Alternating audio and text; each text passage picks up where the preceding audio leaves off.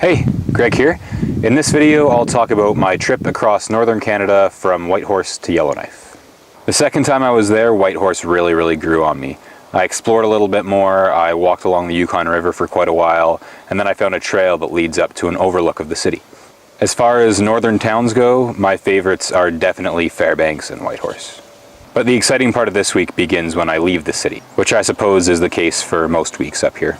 The trip to Yellowknife consisted of 4 roads: the Alaska Highway, the Liard Trail, the Mackenzie Highway, and finally the Yellowknife Highway. The last couple days I spent in Yukon, there were a couple funny things on the road. A fake cop that actually got me to slow down, and a place called Signpost Forest in Watson Lake. This place could keep you occupied forever if you really like to read cool old signs. The first thing I noticed when descending back into BC heading east ended up being my theme for the entire week: bison. There are so many bison in this part of Canada, a ridiculous amount. They're not at all afraid of people or cars, so there's tons of them just on the side of the highway. You really have to watch out. I almost hit a couple of them. There was also some other wildlife, but none as big or as populous as the insane amount of bison. I was glad there was lots of wildlife to look at because most of the scenic views were covered up completely by the smog from the BC fires.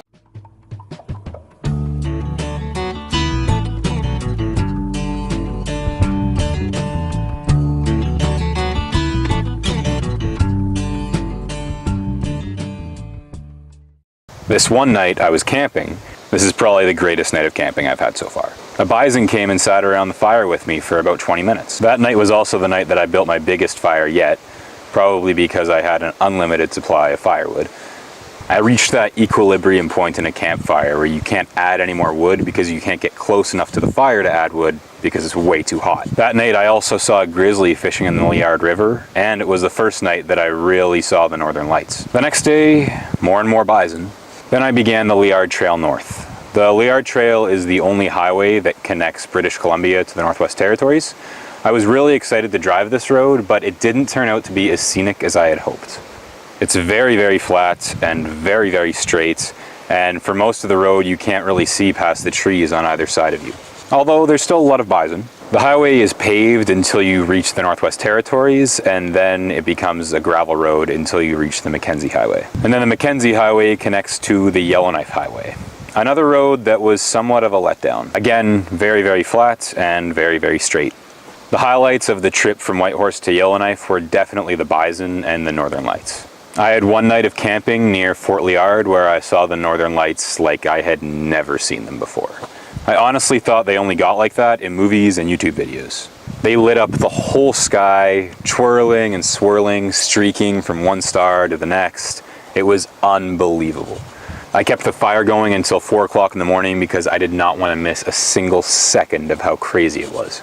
And then I woke up the next day with a very sore neck. So eventually I arrived in Yellowknife, a nice little town. I visited the Northern Heritage Centre, which is a museum dedicated to the Canadian North and its history.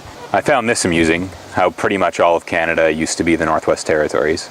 I also visited the Northwest Territories Legislative Assembly building and went to Old Town Yellowknife. It's a great town. I really enjoyed it there. It's nice and quiet, very peaceful. Anyway, this week ends in Yellowknife.